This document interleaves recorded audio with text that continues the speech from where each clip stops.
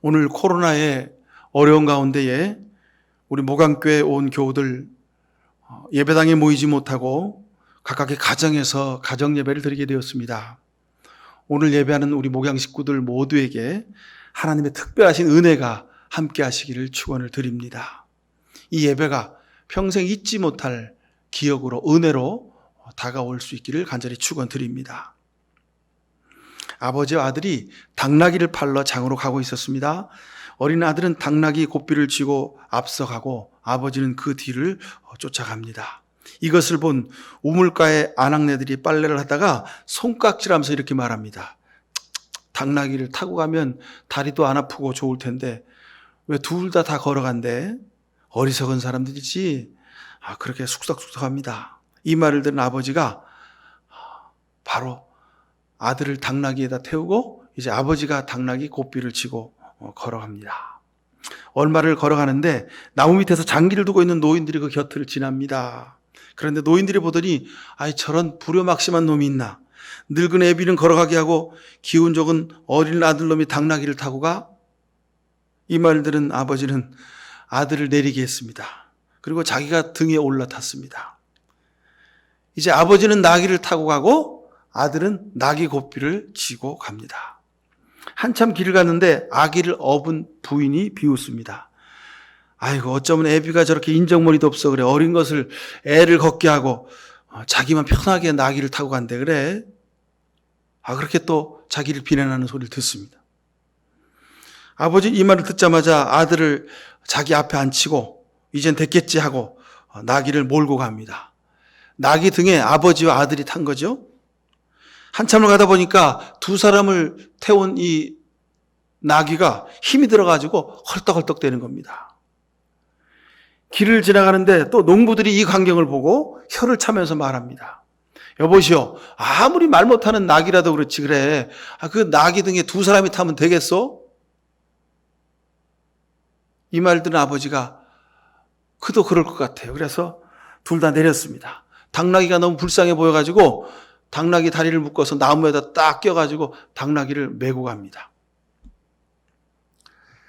얼마를 가다가 이제 다리를 건너게 되었는데 이 광경을 본 아이들이 물에서 이제 물놀이 하던 아이들이 그 광경을 보고 우르르 몰려가 손가락질하고 막 낄낄대고 웃습니다. 당나귀는 타고 가는 것이지 메고 가는 게 아닌 거죠. 그죠? 애들이 놀려대는 겁니다. 이 바람에 애들이 막 물을 끼얹고 놀려대는 소리에 당나귀가 놀라가지고 버둥거리다가 갑자기 그 당나귀를 메고 가는 장대가 부러져 버렸어요. 당나귀가 물속에 떠내려가고 그 아버지 아들은 발을 동동동 구르게 되었다는 겁니다. 이솝 우화에 나오는 당나귀 이야기입니다. 한마디로 말하면 부화내동이죠. 부화내동. 자기 두관 없이 그냥 남이 하는 대로 따라하는 것을 말합니다. 요즘 부화내동 하다가 낭패 본 사람들 참 많이 있습니다. 여러분 어떤 경우도 살다가도 자기 주관을 뚜렷하게 지켜야 될 필요가 있습니다. 앞에서 말씀드린 이솝 우화, 당나귀 이야기와는 전혀 반대의 이야기가 있습니다. 1508년부터 1512년까지 무려 5년이나 걸려서 바티칸 시스티나 성당의 천정에 높이 20m, 길이 41.2m, 폭 13.2m의 엄청난 천장 벽화가 완성되게 됩니다. 여러분도 잘 아시는 천지창조라는 벽화지요. 미켈란젤로 혼자 그렸습니다. 이 벽화를 그린 중에 이런 일화가 있었습니다. 구석의 채색이 색깔이 마음에 들지 않아서 이 미켈란젤로가 그렸다가 지우고 그렸다가 지우고 하여간 그렇게 하기를 몇 번이고 며칠이고 계속합니다. 자, 벽화를 그리는 걸 구경하러 왔던 그 친구가 그 광경을 보고 이보게 뭘 그렇게 구석까지 신경을 써서 색을 칠하고 있어 그래. 그렇게 정성 쏟는다고 누가 쳐다보거나 해? 누가 그거 알아준대? 구석의 색 아무렇게나 칠하면 되는 거지? 그렇게 핀잔을 줍니다. 이 말을 들은 미켈란젤로가 그 친구한테 이렇게 말하죠. 내가 알잖아. 어쩌면 미켈란젤로가 이런 마음으로 그 시스티나 성당의 천장의 벽화를 그렸길래 지금까지도 세계의 아주 위대한 걸작의 그림으로 남아있게 되었는지도 모르겠습니다. 여러분, 마음속 깊은 곳에 소리를 들을 수 있어야 됩니다. 세상 사람들은 다 몰라도 나는 압니다. 내가 알잖아. 미켈란젤로가 1500년대에 그 시스티나 성당의 벽화를 그리면서 친구했던 그 말을 우리도 마음속에 새길 수 있어야 됩니다. 내가 알잖아.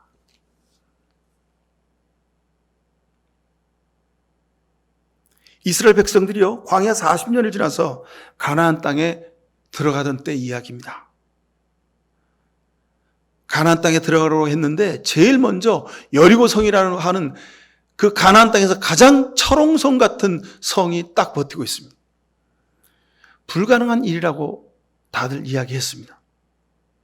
여리고성 사람들도 웃었습니다. 저 오합지졸 같은 것들이 우리를 공격한다고? 한번 해봐라.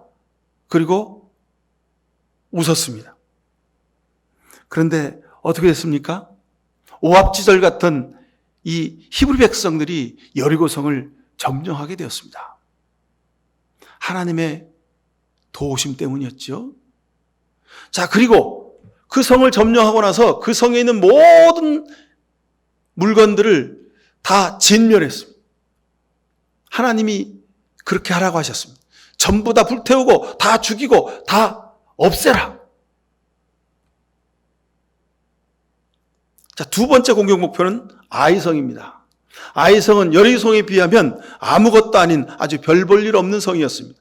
그래서 아주 충분히 이길 것으로 생각하고 이제 히브리 백성들이 여리고성을 공격합니다. 근데 웬일입니까? 아주 보기 좋게 참패를 당합니다.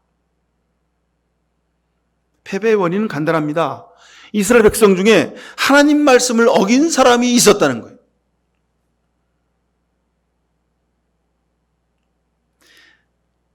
아이성에서 모든 것을 다 진멸하고 없애려고 했는데 전쟁을 하다가 자기가 눈에 보기에 좋은 것들을 감췄다는 겁니다. 그것 때문에 이 히브리 백성의 군대는 참패를 하고 맙니다. 이들이 잊어버린 거죠. 우리가 하는 전쟁은 우리의 칼과 창으로 하는 전쟁이 아니라 하나님이 하시는 전쟁이다. 거룩한 전쟁이다. 하나님이 우리를 대신하여 싸우신다는 것을 잊어버린 겁니다. 때문에 욕심이 있으면, 하나님 말씀을 어기면 하나님은 그 전쟁에 함께 하시지 않는 겁니다. 그래서 참패한 것이죠. 도적질한 사람 아간이 이제 밝혀졌습니다. 그리고 참혹한 죽음을 당하는 내용이 바로 오늘 이 성경 본문의 이야기입니다. 그리고 그의 무덤은 돌무디가 되어서 훗날 아골골짝이라는 저주의 상징적인 자리가 되고 맙니다. 자, 오늘 말씀은 이스라엘 백성, 히브리 백성들은, 하나님의 백성들은 하나님의 백성다워야 한다는 것을 우리에게 말씀하고 계시는 겁니다. 그리스도인들이 세상에서 승리하는 방법은 거룩해야 한다는 것입니다. 그러면 하나님이 우리를 대신해서 싸워주시겠다고 약속하셨습니다. 여리고성을 이기게 하신, 승리하게 하신 이유가 바로 이것이죠. 하나님의 것과 세상의 것을 구별하는 것, 이것이 거룩입니다. 이것이 믿음입니다. 이것이 성결입니다. 하나님의 것을 내 것처럼 착각하거나 욕심 부리지 말라는 겁니다. 그러면 세상에서 참패하게 되어 있다고 성경은 오늘 우리에게 말씀하고 있는 것입니다. 여러분, 세상 사람들이 살면서 가장 중요한 가치를 뭘로 생각하는지 아십니까? 세상에 누구라도 다 아는 것이죠. 바로 물질입니다. 돈입니다. 이것을 위해서는 세상 사람들은 무엇이든지 다 하는 거죠. 이런 세상에 사는 그리스도인들이 어떻게 살아야 하는지를 오늘 말씀은 우리에게 정확한 기준을 우리에게 세워주시는 것입니다. 믿음 생활 중에서 가장 중요한 것이 구별됨, 거룩함, 성결이라고 하는 것을 우리에게 다시 분명히 확인하시는 겁니다. 하나님과 살아있는 관계를 회복하는 것, 믿음으로 잘 살아갈 수 있는 비결, 그것은 바로 구별되는 것입니다. 하나님 말씀에 순종하는 것입니다. 하나님은 그러기에 성결한 사람에게 모든 것을 다 허락하시겠다고 약속해 주고 계십니다. 아무리 좋고 맛있는 음식이라도요, 여러분 개밥 그릇에 담겨 있으면 그건 개밥입니다. 믿음은 정직함, 깨끗함의 그릇에 담겨 있어야 합니다. 하나님 앞에서 신실한 믿음의 사람이 되는 것, 그것은 의외로 단순하고 간단합니다. 중심을 보시는 하나님 앞에 나를 내어놓을 수 있어야 합니다. 그러려면 깨끗해야죠. 성결해야 합니다. 고린도후서 6장 16절에 보면 우리는 살아계신 하나님의 성전입니다 그랬습니다. 이 말은 무슨 뜻입니까? 거룩한 장소라는 겁니다. 우리 속사람이, 우리 마음이, 우리 삶이 구별되어야 한다는 것입니다. 내가 그들 가운데 살며 그들 가운데로 다닐 것이다. 나는 그들의 하나님이 되고 그들은 내 백성이 될 것이다 하셨습니다. 이 얼마나 귀한 축복의 말씀입니까? 그러므로 너희는 그들 가운데서 나와서 따로 떨어져 있으라. 부정한 것을 손에 대지 말아라. 그러면 내가 너희를 영접할 것이다. 그래서 나는 너희의 아버지가 되고 너희는 내 자녀가 될 것이다. 나 전능의 주가 말한다 말씀하셨습니다. 우리가 성결하면 하나님이 우리 아버지가 되시고 우리가 하나님의 자녀가 되고 하나님이 우리와 어떤 경우에도 함께 하신다는 약속입니다. 자, 사랑하는 성도 여러분, 세상은 어떻게 되어 가더라도, 세상 사람들은 그렇게 돈을 중요하게 여기더라도 우리는 하나님이 중요함을 다시 확인하실 수 있기를 축원합니다.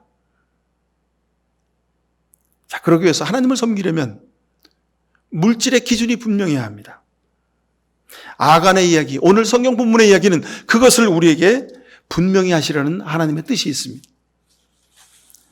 여러분, 하나님이 여러분 인생에 가장 중요한 분이십니까? 그러면 가장 중요한 것을 들여서 섬길 수 있어야 합니다. 중심을 보시는 하나님은 성경에만 쓰여 있는 분이 아니라 우리의 삶에서 함께 하시는 분이신 것 때문에 그렇습니다. 우리가 대접하는 대로 하나님께서 우리를 대접하시겠다고 말씀하고 계십니다. 여러분, 살면서 정말 중요한 것은 나에게만 쓰고 살고 있지 않습니까? 마음에 드는 사람, 내 친구, 내가 좋아하는 사람, 또는 내 사업 파트너, 그런 사람들에게는 아낌없이 우리가 대접하고 쓰고 삽니다. 근데 주일 예배에 와서는 하나님에게 드릴 때 우리는 점심값, 커피값만 드리고 갈 때가 많이 있습니다. 여러분, 하나님께 드리는 물질은, 헌금은 왠지 부담이 되고 아깝고 낭비처럼 여겨지십니까?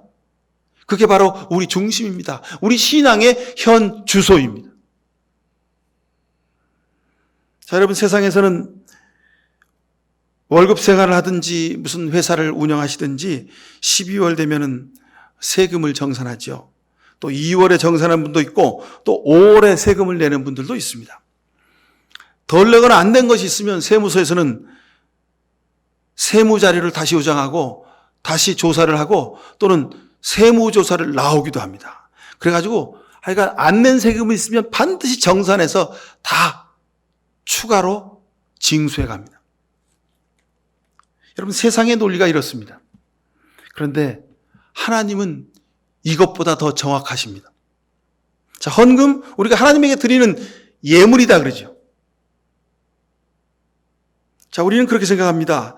나만 아니까, 내 돈인데, 헌금 드리지 않으면 적당히 내는 신용만 하면 내가 좀 더 여유 있게 살 수 있으리라 생각합니다.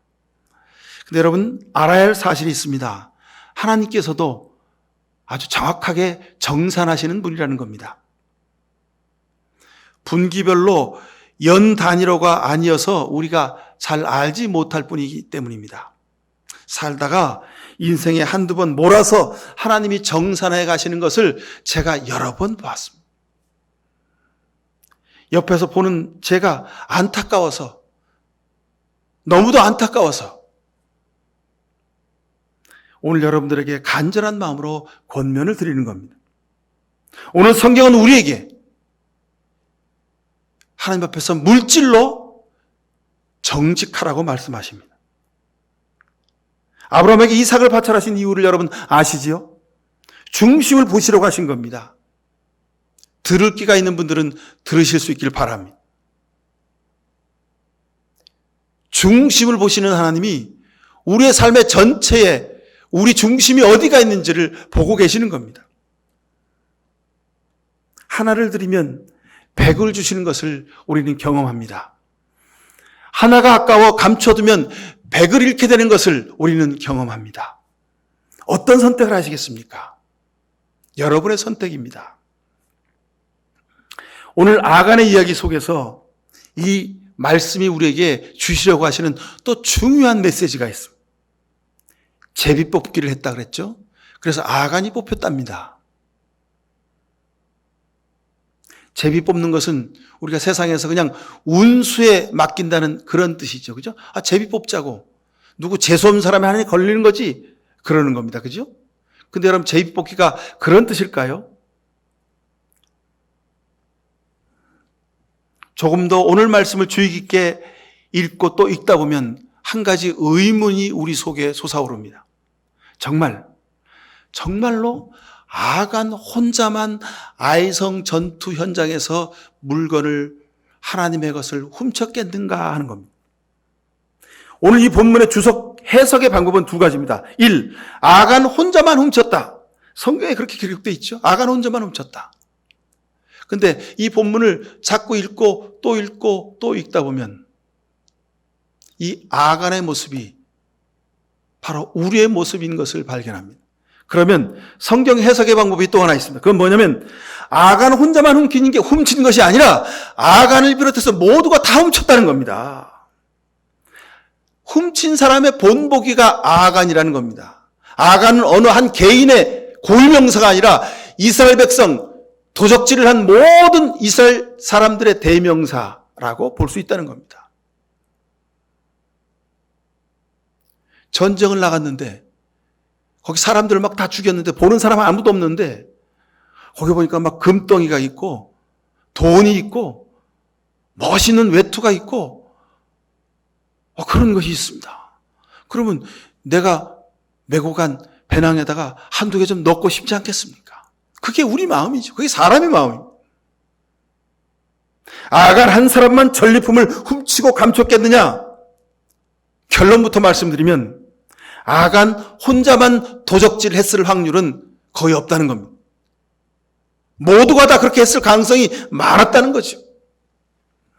아간에도 처음엔 그런 마음이 없었을 겁니다. 근데 주변을 돌아보니까 전부 다 막 주섬주섬 주머니에 넣고 자기 배낭에다 챙겨 넣는 거예요.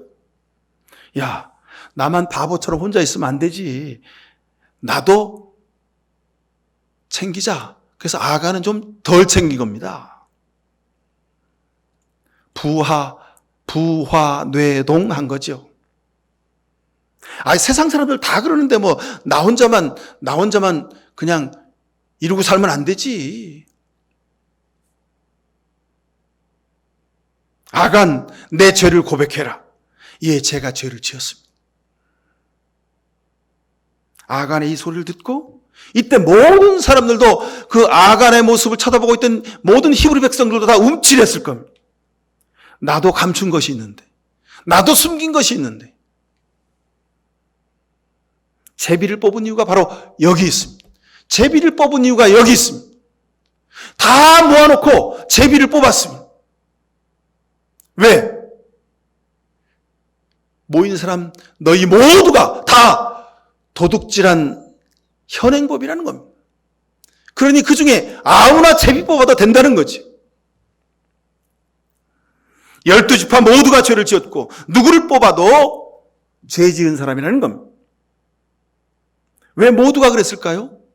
이유는 분명합니다. 광야 40년 배골고 힘들고 어렵고 최소한의 소비만 하면서 정말 생존을 위하여 생존을 유지하면서 그렇게 살아왔습니다. 이제 가나안 땅에 들어와 보니까, 여리고성에 들어가 보니까 금은보화가 번쩍이고 온갖 향락이 있고 기름진 음식이 있고, 기가 막힌 젖과 꿀이 흐르는 땅이었습니다. 오직 가나안 땅만을 바라보며 살아왔는데 이제 먹고 마시고 즐겨야 되는 것 아닙니까? 그죠? 여리고성을 점령하고 아이성을 들어가 보니까 눈이 휘둥그레졌습니다. 금은보화가 널려 있습니다. 온갖 좋은 물건들이 가득합니다. 그러니 너도 나도 할 것 없이 한 개씩 다 챙긴 겁니다. 역시 가나안 땅은 젖과 꿀이 흐르는 땅이구나. 금은보화에 눈뜨고 탐욕에 눈뜨고 쾌락에 눈뜨게 되었습니다. 그래서 이들은 모두 다 한 마음을 갖게 되었습니다. 다음 전투에 나가면 이번에는 한몫 제대로 챙겨야지. 그리고 아이성 전투에 나간 겁니다. 그리고 다들 한몫 챙긴 거예요. 그 사람들 가운데 아간도 한 사람이었다는 겁니다. 그 속에 우리도 있다는 겁니다.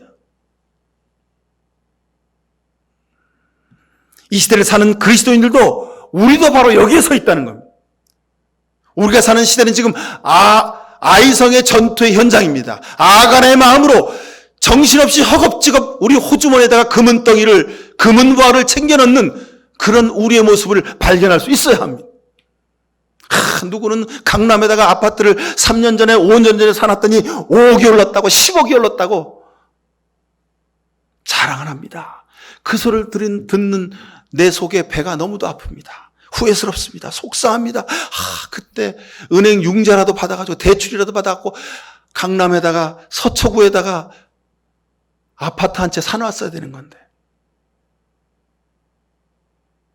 그래서 다들 그러잖아요. 지금 종부세 세금 폭탄을 맞는다고. 나는 집 한 채도 없는데 여러분, 나는 종부세랑 전혀 상관이 없어요. 그런데도 종부세 세금 폭탄 맞는다고 나도 막 침 튀기면서 흥분해가지고 막 손가락질하고 삿대질 하잖아요. 그죠?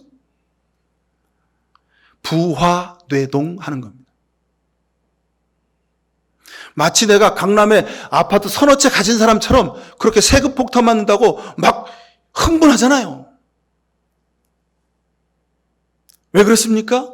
내 마음속에 아간의 마음이 자리 잡고 있기 때문에 그렇습니다. 아간의 마음이 우리 속에 다 있습니다. 히브리 백성 모두가 다 저지른 도둑질입니다. 여러분, 갭 투자, 그게 투자입니까? 투기지요.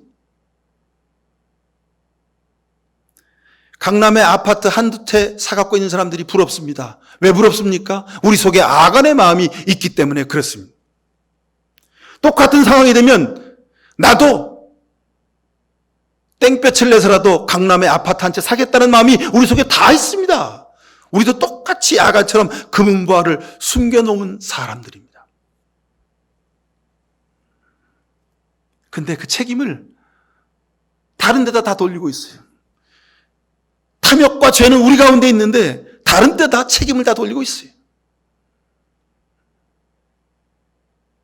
이스라엘 백성들도 여호수아도 하나님도 이 사실을 다 알고 있었습니다. 그래서 다 모여라는 겁니다. 12지파 다 모여라. 그리고 너희들 중에 제비를 뽑아라는 겁니다. 아간은 누군가 이스라엘의 죄를 씻어야 하는 상징적인 의미로 제비 뽑힌 도둑질한 사람들의 대명사가 그 이름이 아간입니다. 그의 죽음을 지켜본 히브리 백성들은 아골골짝에 쌓여있는 돌무더기를 보면서 욕심부리고 하나님의 것을 도둑질하면 저 모양 저 꼴이 된다. 자손 대대로 다 하나님이 망하게 하신다는 것을 저들 마음속에 똑똑히 기억하게 하시는 하나님의 뜻이 담겨져 있는 겁니다. 여러분, 5억, 10억 벌었다고 춤추는 사람들이 부럽습니까? 세상에 불로소득에서 어느 순간 노력도 하지 않았는데 금은보화를 움켜쥔 사람들이 부러우십니까? 여러분, 그들의 자손은 아골골짝에 돌무더기에 지금 깔려 있음을 보실 수 있어야 합니다. 미켈란젤로 친구가 아니 무슨 천장의 구석에 색깔 누가 쳐다보긴 한데 대충 칠해. 그 소리 앞에 내가 알잖아.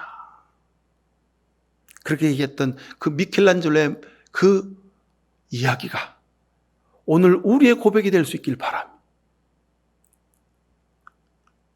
아간이 대표로 제비 뽑혔고 그리고 돌 맞아서 돌무더기에 깔려 죽은 겁니다. 아간의 집안이 전부 다 돌 맞아 깔려 죽은 겁니다. 탐욕을 가지고는, 세상의 물질의 욕심을 가지고는 하나님의 백성이 될 수 없다는 것을 하나님이 이정표로 세우신 사건이 바로 이 아간의 이야기입니다. 여러분, 그 누구라도 세상의 욕심을 가지고는 하나님의 백성이 될 수가 없습니다. 아간은 우리가 죽였다. 이것이 아간 이야기의 결론입니다. 이 경험을 통해서 물욕 때문에, 세상의 욕심 때문에 믿음을 저버리고 하나님 말씀을 저버린 이스라엘 백성들이 하나님의 백성으로 다시 태어나게 하신 사건입니다. 이 시대에도 하나님이 우리에게 제비를 뽑으라 하십니다. 아간이 뽑히겠죠. 그리고 우리는 전통적인 성경 해석에 따라서 아유 저놈이 나쁜 놈이네, 저놈이 도둑질한 놈이네, 아유 아간처럼 살면 안 되지, 그리고 그 사람한테 죄를 다 뒤집어 씌우고 우리는 그냥 죄 없는 것처럼 뒤돌아서서 그렇게 살아가고 있는지도 모릅니다. 오늘 말씀은 이런 우리에게 경종을 울리십니다. 아간 혼자가 아니라 너희 모두가 다 도둑질한 현행범이라는 겁니다. 누구를 제비 뽑더라도 똑같다는 겁니다. 우리 모두가 다 죄인이라는 겁니다.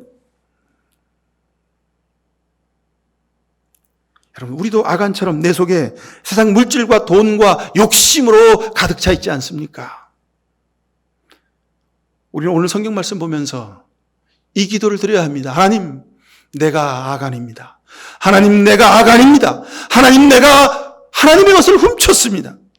하나님, 내 속에 욕심이 가득합니다. 이런 회개 기도를 드리는 진정한 믿음의 사람들 되실 수 있기를 바랍니다. 오늘 아간은 이 시대에서 물질의 욕심을 가지고 이러지도 저러지도 못하고 헤매고 있는 우리의 이름인 것을 발견하실 수 있기를 바랍니다. 하나님이 하나님 말씀 앞에, 중심을 보시는 하나님 앞에 다시 바로 서기를 원하시는 하나님의 음성을 이 시간 우리가 들을 수 있게 되기를 간절히 축원을 드립니다. 기도하십시다. 사랑의 하나님, 우리가 세상에서 땀 흘려 일하는 것도, 세상에서 가정을 이루고 살고 우리의 계획과 소망을 가지고 사는 모든 것들이 우리의 인간적인 세상적인 욕심 때문임을 다시 한번 깨닫습니다. 돈을 벌고 10억을 벌고 100억을 벌고 1000억을 벌어서 나만을 위해서 먹고 산다고 한들 주님, 그것이 무슨 우리 삶의 행복이 되겠습니까? 내 물질의 욕심 때문에 많은 내 주변의 이웃들이 마음 아파하고 고통당하는 것을 우리가 모르고 살아왔습니다.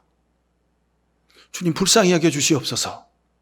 우리가 이 세상에 살아가는 모든 이유가 하나님의 영광을 위한 것임을 다시 한번 깨달아 알게 하시고 하나님 앞에 정직과 진실함으로 바로 서는 우리가 되게 하여 주옵소서. 우리의 눈물의 회개 기도를 들어 주시옵소서. 아버지 하나님, 내가 바로 아간이었습니다. 예수 그리스도 이름으로 기도하옵나이다. 아멘.